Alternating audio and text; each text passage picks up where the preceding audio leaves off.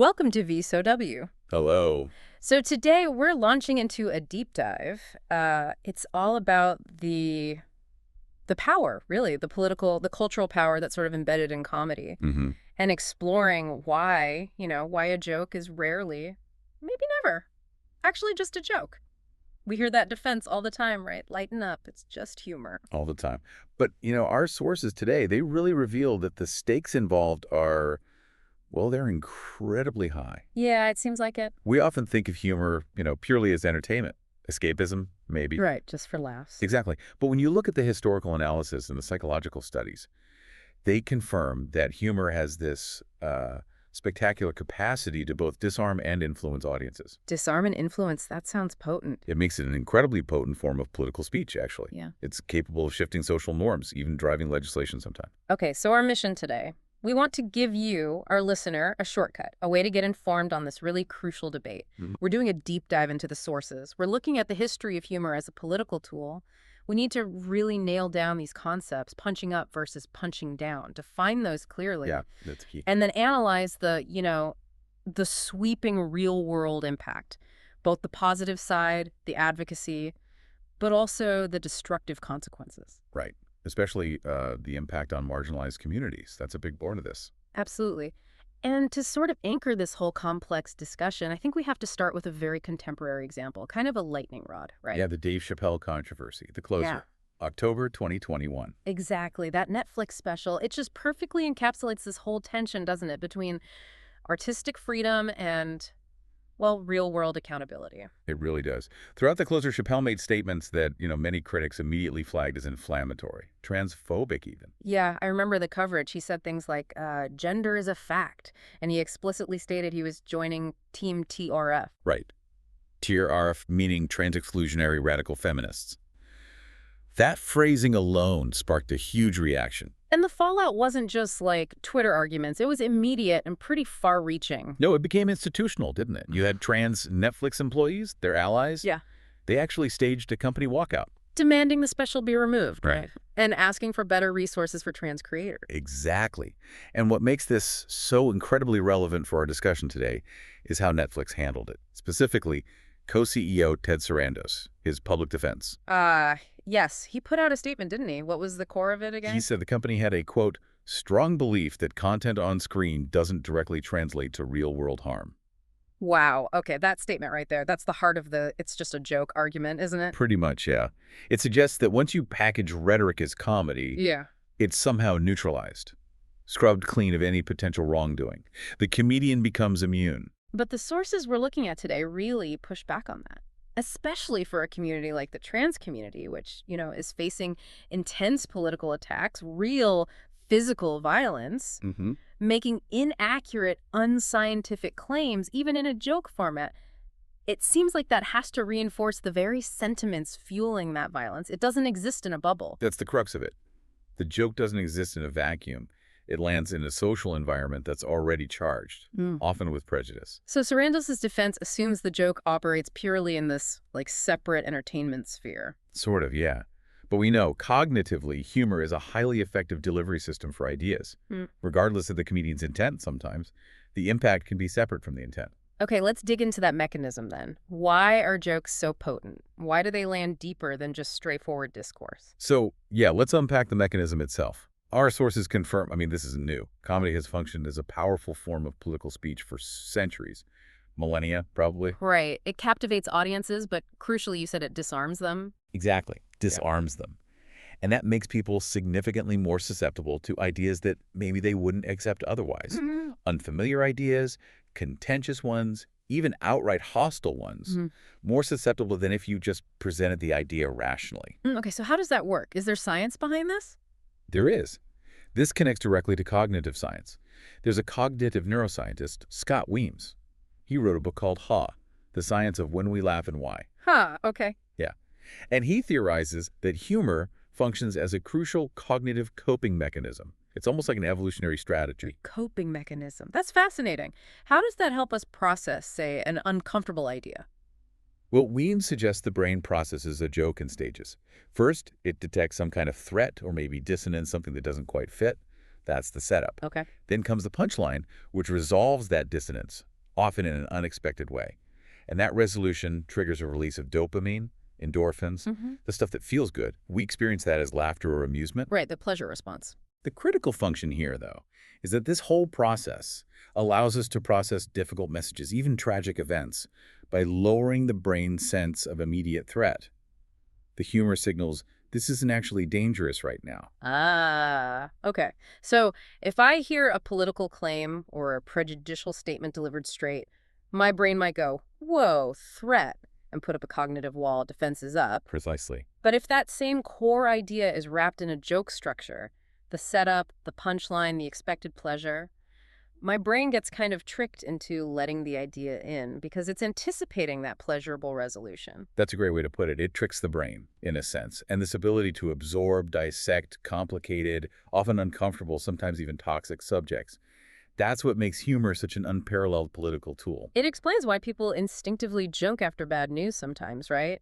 It's the brain reaching for a tool to lessen the emotional load. Exactly. It's trying to make the difficult thing manageable. And in doing so, it can make previously unspeakable things suddenly seem palatable, maybe, or at least discussable for the audience. So, going back to Serranos' defense of Chappelle, that the content doesn't translate to real-world harm, is he sort of invoking a distorted version of Weems' theory? Like saying because it's framed as a joke, the hostile content gets neutralized by the structure. That's a really sharp observation. You could argue, if you just isolate the neurological process, that the joke structure is just a vehicle for pleasure. But the cognitive impact seems to run deeper than just neutralization. Okay. Yeah, there's a separate body of research that highlights humor's impact on attention itself. Attention span, how so? Studies have noted that humor drastically increases our attention span for the duration of the joke, at least, because you have to actively engage, right? Yeah. You have to follow the specific thread, the logic or illogic of the joke structure to anticipate and understand the punchline. Right, you have to focus to get it. Exactly. And that sustained engagement makes things like political conversations, which, let's be honest, many people find dry or tune out, suddenly more palatable, more memorable even. So humor acts like a kind of cognitive superglue for attention in those cases. You could say that, yeah. A high-octane form of cognitive engagement. That attention boost sounds incredibly powerful for injecting ideology, but you mentioned a danger, especially with political satire. Yes, a serious danger flagged by researchers. The danger of perceived realism. Perceived realism, meaning people think the satire is real news. Essentially, yes. Yeah. We're talking about work from researchers like Jason Cornell. They found that when political satire is constructed in a way that looks or sounds realistic, maybe it mimics a news format or uses very plausible scenarios, audiences might actually accept the satirical information as factual truth. Especially if they're already inclined to believe it. That seems to be a key factor, yes. It reinforces existing biases. How did they test this? Well, the research involved showing people different clips. Some were snippets of real news, others were clearly satire, but grounded in realistic-sounding political contexts, like you might see on The Daily Show, or similar programs. And people couldn't tell the difference. They found participants had real difficulty distinguishing. Cornell, the lead author, was quoted saying, "People actually have a hard time figuring out whether satirical information is true or false." Wow. That completely changes the stakes, doesn't it? Especially now when so many people, particularly younger demographics, say they get a lot of their political information from comedy shows, from late-night hosts, from stand-up specials. It really does. Yeah. If the audience believes the joke rests on an underlying true premise, then the comedian isn't just commenting anymore. They're actively shaping public belief, sometimes completely divorced from actual facts. It's like a cognitive shortcut. The humor makes it engaging, memorable, and then the perceived realism makes it seem true. That ensures the joke lands much, much deeper than regular political discourse. Exactly. It bypasses some of our critical filters. Okay, so if humor is this powerful with these deep cognitive impacts, we need to talk about the ethics of using it. And that brings us squarely to the central debate, punching up versus punching down. Right. This whole debate really centers on power dynamics. Yeah. Who holds the power and who is the target of the joke? And these terms, punching up, punching down, they're everywhere now, right? In comedy critiques, cultural commentary. Absolutely ubiquitous. It's interesting, though. Our sources point out that despite being so critical to the discussion, they're not actually in major American dictionaries yet. Not formally, no. Yeah. Which kind of shows how quickly they've moved from, say, sports terminology into the specific cultural discourse around comedy. So let's nail down these definitions based on power. What is punching up? Okay, punching up involves targeting people or groups that have significantly more institutional power, more wealth, more privilege than the comedian, generally speaking, or their typical audience. So politicians, billionaires, big corporations. Exactly. Or abstract concepts like institutional racism, corporate greed, patriarchy, Sure. things that represent the dominant power structures. And the goal of punching up, typically, Yeah. it's meant to be transformative. That's the idea, yes. The stated purpose is usually to challenge the status quo, to hold powerful figures or systems accountable, to use humor as an engine for social change, essentially. Like the old saying, afflict the comfortable. Precisely.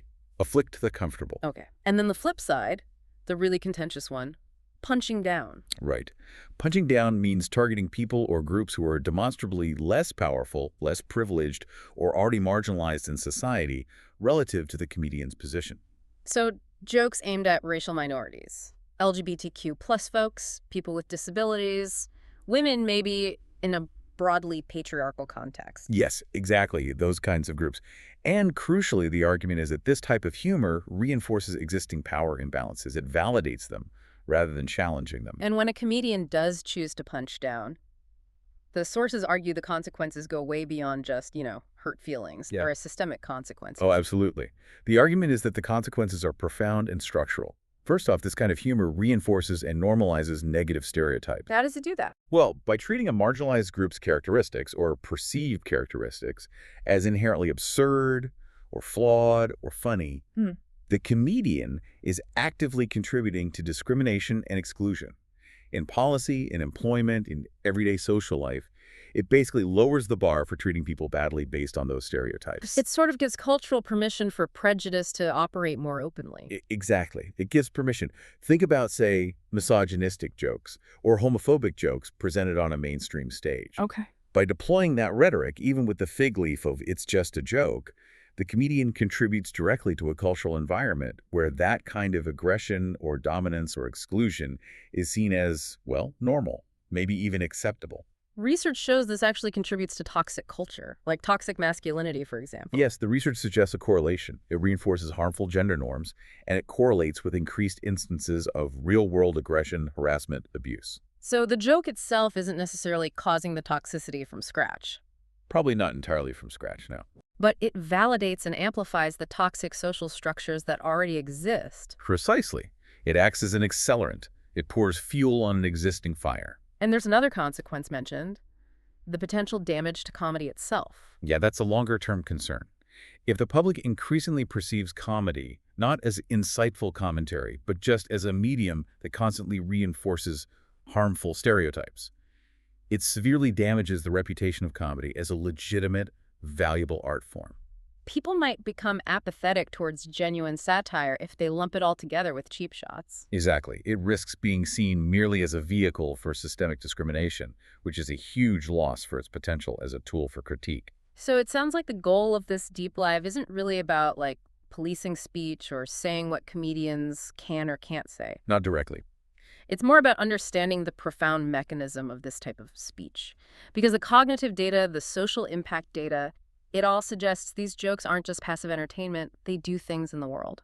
That's the crucial distinction, I think. We're analyzing impact, not just intent. Because history provides some really stark, sobering evidence of how devastating that impact can be when humor is used to oppress. Okay, let's turn to that history. The sources argue that American comedy specifically has this really double-edged past. It's been used to critique power, absolutely, but it's also been used for centuries to actively sustain and normalize oppressive culture. Yeah, the history is pretty damning in places. If we want to understand the mechanisms of punching down, we really have to look at the origins of American popular comedy.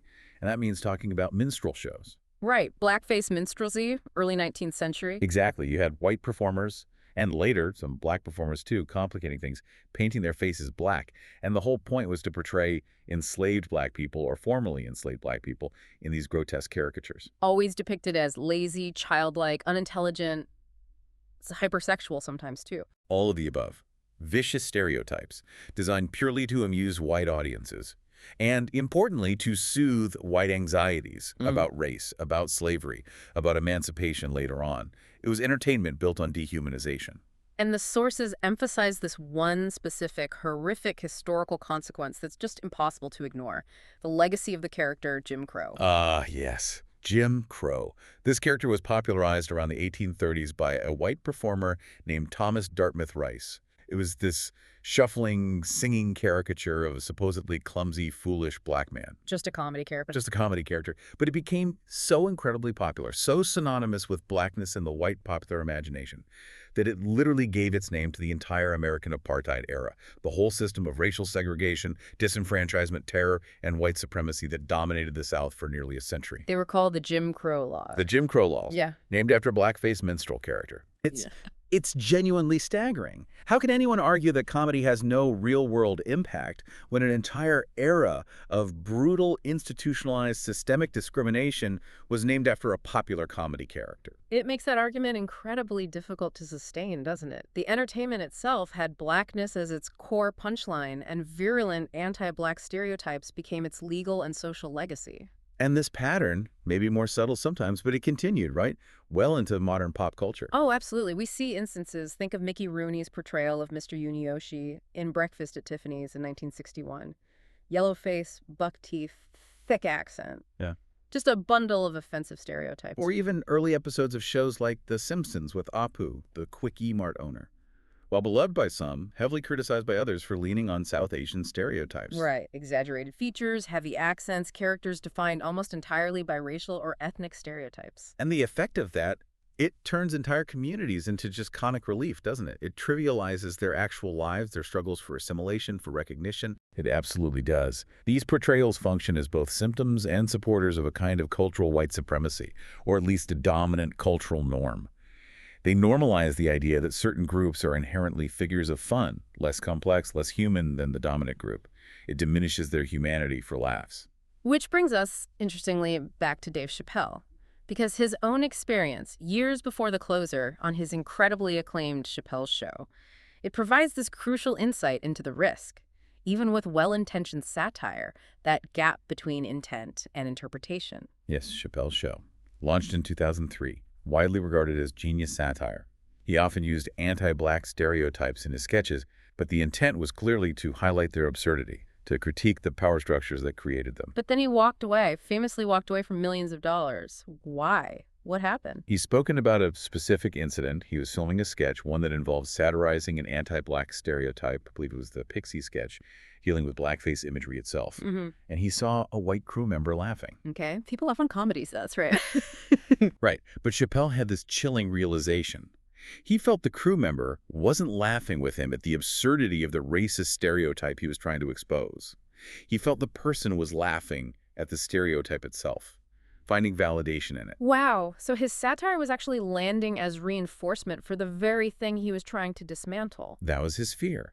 He felt he might be contributing to strengthening the very racist narratives he intended to undermine, that the nuance, the critique, was being lost on at least some of the audience. They were just enjoying the stereotype. That failure of intent versus interpretation, it's a perfect illustration of how easily even sharp comedy can be co-opted or misread for oppressive purposes, even when the comedian's goal is advocacy. It highlights the inherent risk, however.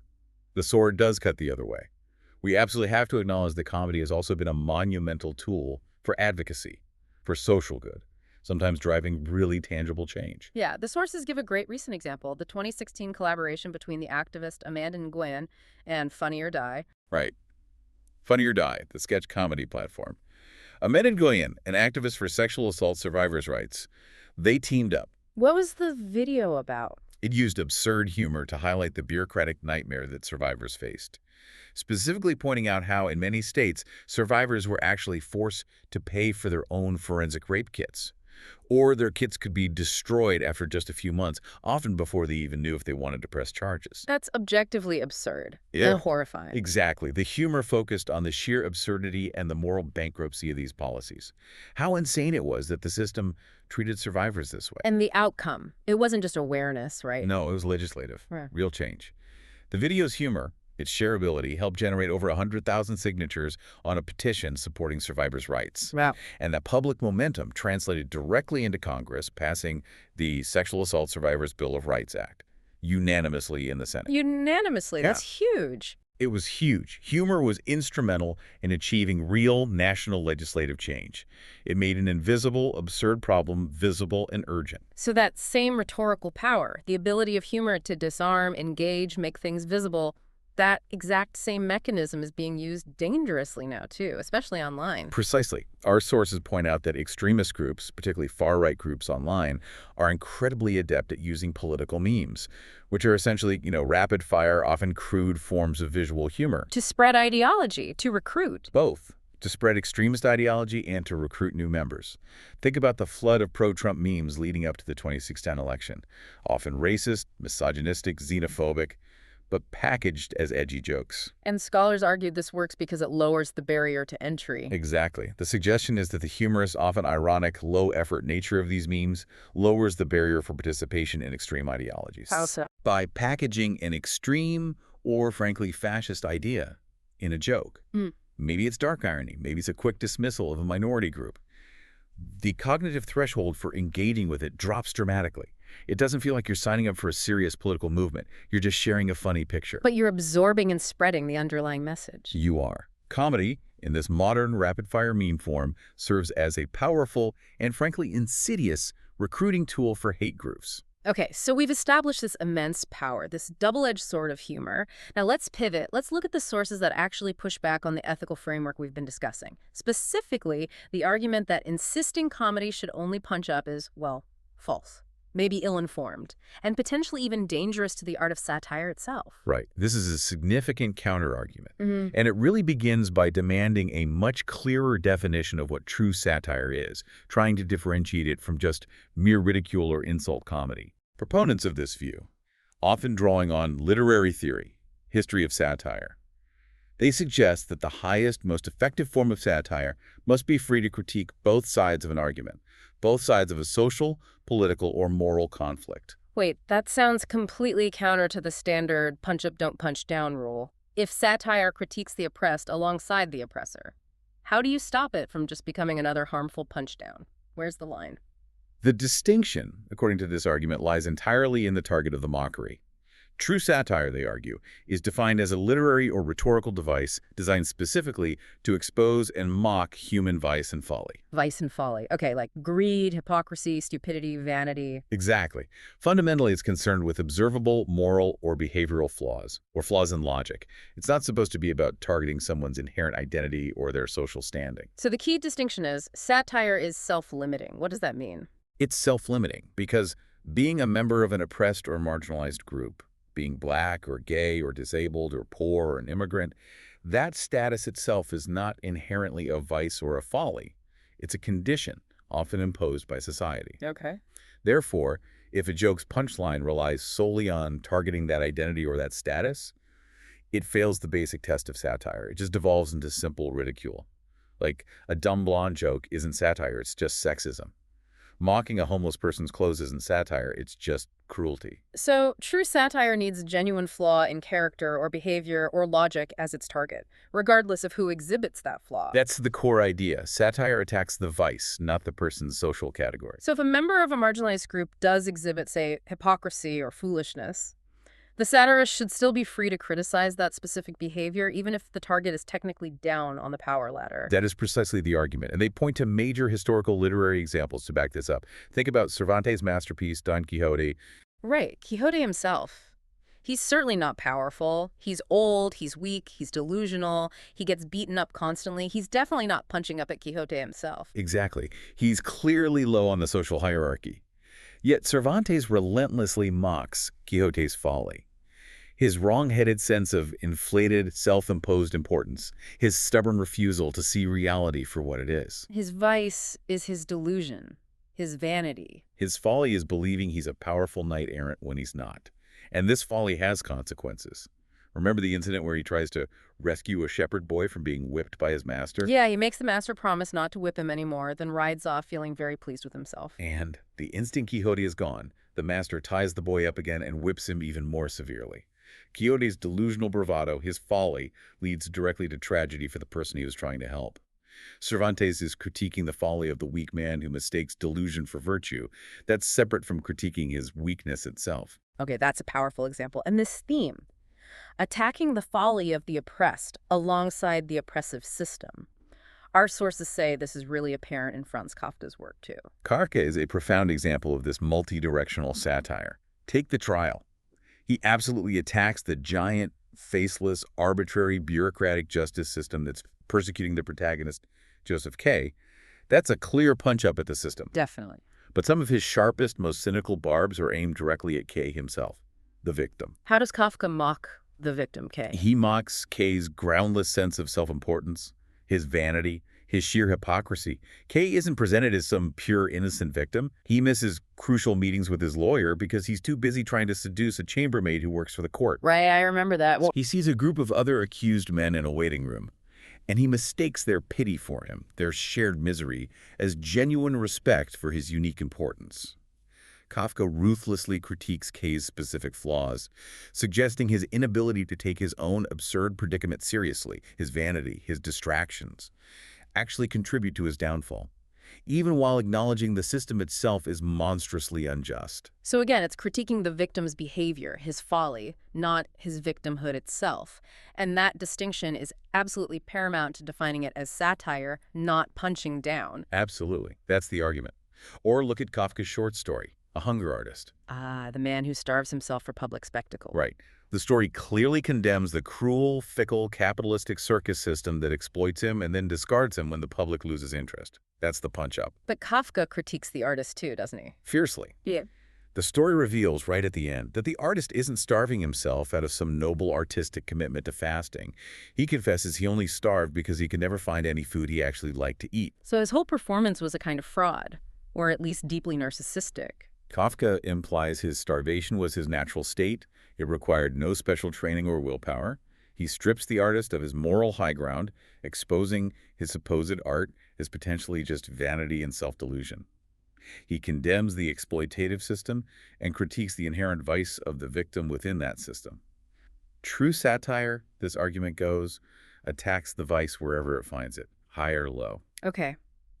Bringing this challenging idea back to modern comedy, Yeah. our sources actually cite another Chappelle sketch. Not the one that made him uneasy, but one that's often held up as successful multi-directional satire. The celebrity trial jury selection skit from Chappelle's show. Ah, yes, that's a classic, and a powerful modern example of this idea. How did that work? Punching both ways. Well, it masterfully satirized the corrupt and racist American justice system, especially in high-profile celebrity cases like the O.J. Simpson trial it was clearly referencing. That's the definitive punch-up. Right, criticizing the system. But simultaneously, it satirized black jurors who, in the sketch, required this absurdly unreasonable level of personalized, almost impossible proof before they'd convict a black celebrity, like needing R. Kelly's own grandmother to personally identify him on a fabricated sex tape before they believe it was him.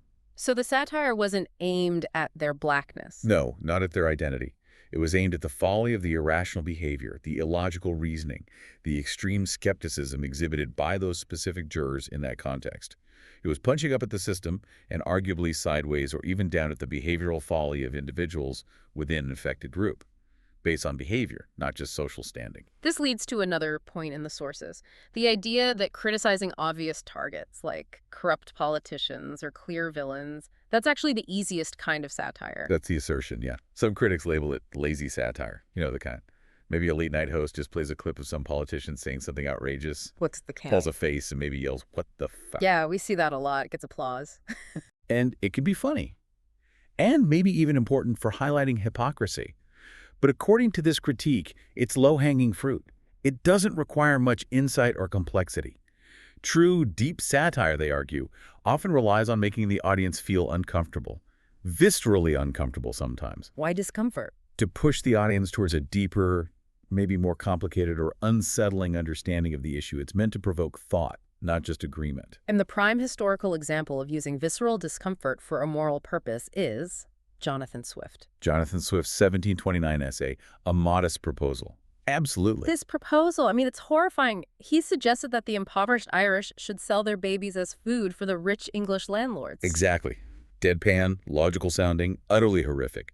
Cannibalism proposed as economic policy. But the point wasn't actually to advocate for eating babies. No, of course not. The point was to shock the apathetic English readers and the indifferent establishment out of their complacency, to force them to confront the actual horrific conditions the Irish were living on, the starvation, the poverty, the exploitation conditions that were so bad. Swift implied that this monstrous proposal was the only logical solution left.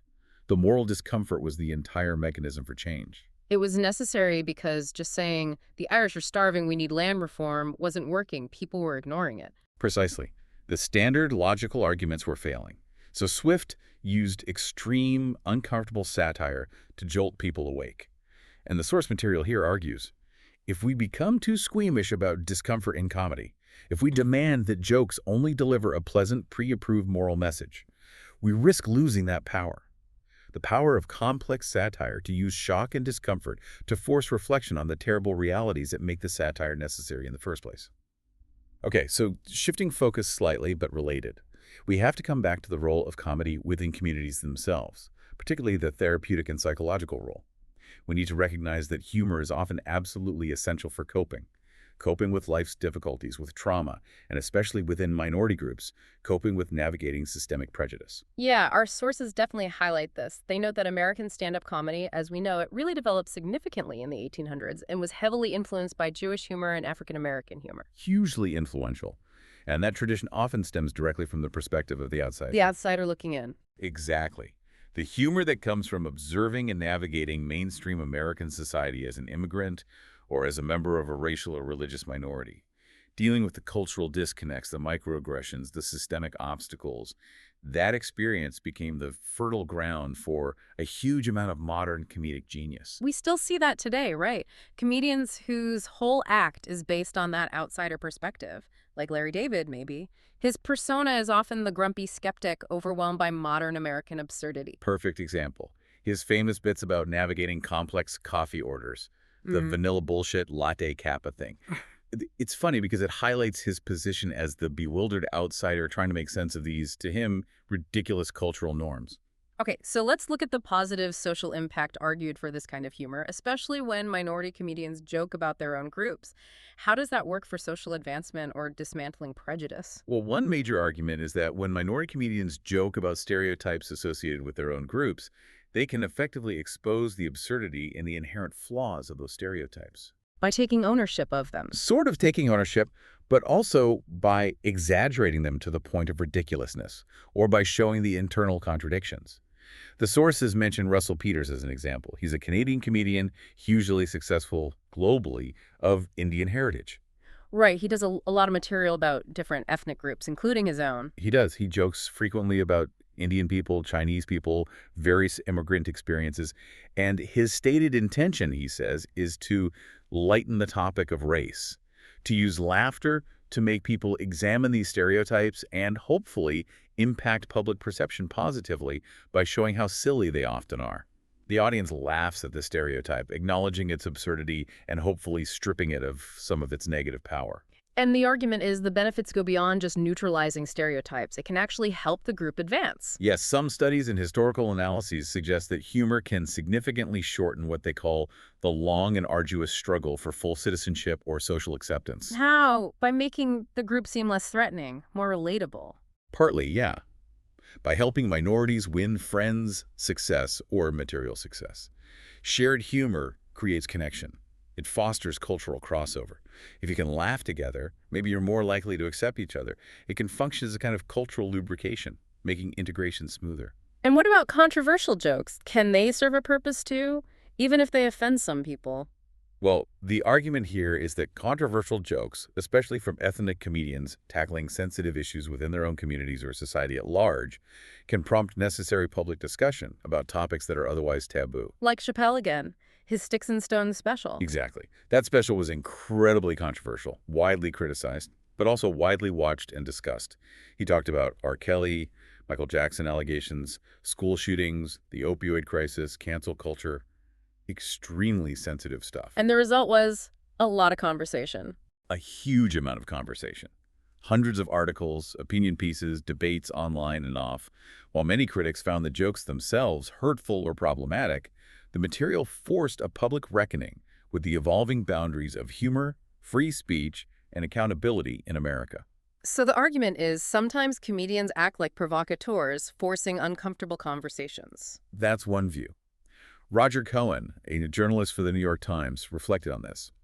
He suggested comedians play an important role by holding up a mirror, forcing us, the audience, to confront realities about race, class, sex, power that polite society usually prefers to avoid.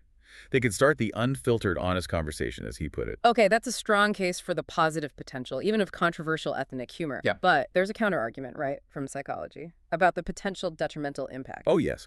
A very strong counterargument. Social psychologists have identified some serious potential downsides that directly challenge those claims of acceptance and positive change. And this centers on something called disparagement humor. Exactly. Disparagement humor. Basically, any joke that makes fun of, belittles, or stereotypes a particular social group, especially a marginalized one. Okay. And what's the problem with it, according to psychologists like Thomas Ford? Ford argues that disparagement humor is particularly insidious because it sends two messages simultaneously. And these messages work together in a destructive way. Two simultaneous messages, what are they? The first message is the explicit, hostile, or prejudiced content of the joke itself. The stereotype, the insult. Okay. The second message is the implicit dismissal that comes with the framing. It was just the joke. That signal tells the listener, don't take the hostility seriously. It doesn't count as real prejudice. Ah, the built-in defense mechanism. Precisely. And Ford contends that this disguising of hostility within humor has a profound influence on social norms. It doesn't just entertain, it communicates what's acceptable. How does it influence norms? It makes audience members who already hold some level of prejudice, maybe mild, maybe latent, feel freer to express those prejudices later. The joke normalizes the biased thought. If everyone laughed, maybe my biased thought isn't so bad. It lowers inhibitions against expressing prejudice. So this really complicates the whole intent versus impact thing again, doesn't it? What if the ethnic comedian's intent, genuinely, is to undermine racism by lampooning a stereotype about their own group? Does that good intention make the joke safe? Ford's argument is, there's absolutely no guarantee the audience will understand or receive the joke in line with that complex anti-racist intention. Why not? Because the simpler message, the fact that a stereotype was deployed successfully for a laugh, might be the only thing that registers for many people. The nuance gets lost. The impact might just be the reinforcement of the stereotype, regardless of the comedian's sophisticated goal. This sounds like it connects to another psychological theory mentioned in the sources, the normative window theory of prejudice. Yes, exactly. That theory is key here. Okay, break that down for us. The normative window theory. What does it say? The theory suggests that our willingness to express prejudice depends heavily on our perception of what's socially acceptable, the normative window. For groups where prejudice norms are still visibly shifting or contested, the sources mention women, gay individuals, Muslims as examples. Currently hearing disparaging jokes about them can actually widen that window. How does hearing a joke widen the window? It signals that expressing negativity towards that group is becoming more acceptable. If a public figure, a comedian, can joke about Group X and get laughs, it releases inhibitions for people who hold mild, maybe previously suppressed, negative views about Group X. The joke validates their prejudice. They think, see, it is okay to say these things. So if I'm sitting in an audience and I already have some, let's say, latent transphobic feelings, and a famous comedian tells a joke targeting trans people, and the audience laughs, my brain interprets that laughter as social permission, as confirmation that my transphobic feelings are actually okay, or at least shareable. That's precisely the danger highlighted by the theory. The joke functions as a social cue, signaling that the norms against expressing prejudice towards that specific group are perhaps weaker than previously thought. It makes discrimination feel more acceptable. So even if the comedian feels they're doing something complex, like punching sideways within their own group or reclaiming a stereotype, Right. the person in the audience who holds a mild prejudice might just hear, great, society agrees with my bias. That's the psychological risk. Yeah. The humor, intended or not, influences the audience's beliefs about acceptable social behavior. And it can actively hamper social progress for marginalized groups by making discrimination seem more permissible, effectively pushing that normative window open wider when we should be closing it. The concern is that the simple act of laughing at the targeted group reinforces the prejudice, regardless of intent. #conclusion and takeaways. Okay, wow. Let's try to synthesize all of this for you, our listener. This deep dive, Yeah. it's really shown that comedy isn't just entertainment. It's intrinsically political, deeply political. Absolutely. It acts as this incredibly powerful engine, both for social progress, challenging norms, helping pass actual legislation, like with the Amanda Nguyen example. Right. But simultaneously, it can be a powerful mechanism for reinforcing centuries of oppression, normalizing stereotypes, enabling discrimination, like the history of minstrelsy chillingly shows. Exactly. And the core tension, the thread running through almost every point we've discussed today, really seems to lie in that gap between the comedian's intent, what they meant to do, and the joke's measurable structural impact in the real world. Intent versus impact, it keeps coming back to that. It does. Yeah. And if we connect this to the bigger picture, these ongoing debates about punching down, about cancel culture, about accountability for comedians, it really boils down to systemic responsibility, doesn't it? So. Well, the public discussion, the criticism, the walkouts, the petitions, they represent attempts to attach actions, speech actions, to consequences. It's the mechanism society uses to try and hold cultural figures accountable when their speech seems to reinforce systemic oppression, whether that's white supremacy or patriarchy or transphobia or anything else. And the argument is this accountability is necessary Because, as the sources argue, as long as cheap laughs can still be easily generated by targeting those already marginalized, by punching down, then those communities will continue to suffer the real-world consequences, the discrimination, the violence, the exclusion, fueled in part by humor that normalizes prejudice, especially if we keep letting it slide by saying, oh, relax, it's just a joke. Yeah. The evidence we've looked at today strongly suggests the joke is, in fact, almost never just a joke. It carries weight. It has effects. Which leads us to a pretty important closing thought, I think. A question maybe for all of us as consumers of comedy. Okay, what is it? Given what we know now about the cognitive power of humor, its ability to disarm us, even make us accept satirical information as potentially factual, how do we get better at this? How do we, as individuals consuming comedy, develop the critical filter we need? The filter to distinguish between genuine social critique, the Swiftian or Kafkaesque satire aimed at actual vice and folly, and mere ridicule that's just punching down, aiming only at someone's identity or social standing. Especially when the target is someone already struggling, already marginalized in society. How do we tell the difference between comedy that challenges power and comedy that simply reinforces it? Exactly, that critical filter, that responsibility maybe, to really analyze what we're laughing at and why. That seems to be the burden or perhaps the opportunity that comes with the simple act of choosing to laugh. Something to really mull over. Definitely something to think about. Thank you for joining us for this deep dive into the complex world of comedy, power, and politics. It's been fascinating. If you found this discussion thought-provoking, if it made you think, please do take a moment to subscribe to our show, maybe leave a like or drop a comment. It really helps support what we do here. Thank you for listening to VSOW.